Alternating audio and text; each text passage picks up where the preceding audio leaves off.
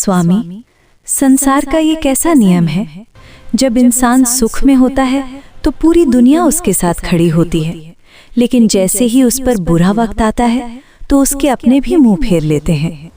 आखिर मुसीबत में इंसान अकेला क्यों रह जाता है?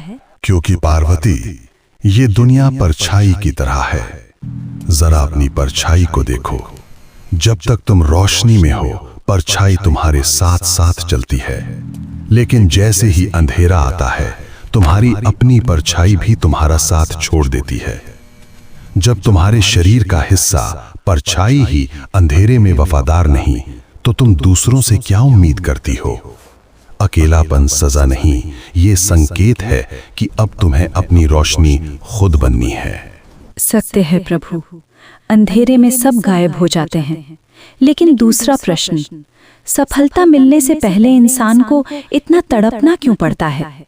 क्या उसे आसानी से मंजिल नहीं मिल सकती? नहीं पार्वती, क्योंकि आसानी इंसान को कमजोर बना देती है।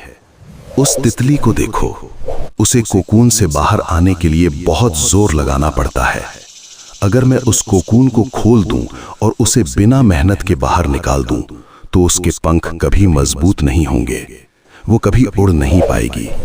इंसान का संघर्ष ही उसके पंखों में ताकत भरता है। दर्द उसे तोड़ नहीं रहा, उसे उड़ने के लिए तैयार कर रहा है। अद्भुत, संघर्ष ही शक्ति है।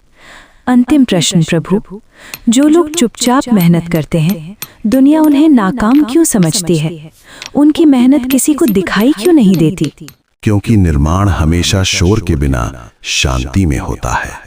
दुनिया उस विशाल पेड़ की तारीफ करती है जो हवा में झूम रहा है, लेकिन कोई उन जड़ों को नहीं देखता जो जमीन के नीचे अंधेरे में मिट्टी को पकड़कर पेड़ को खड़ा रखती हैं।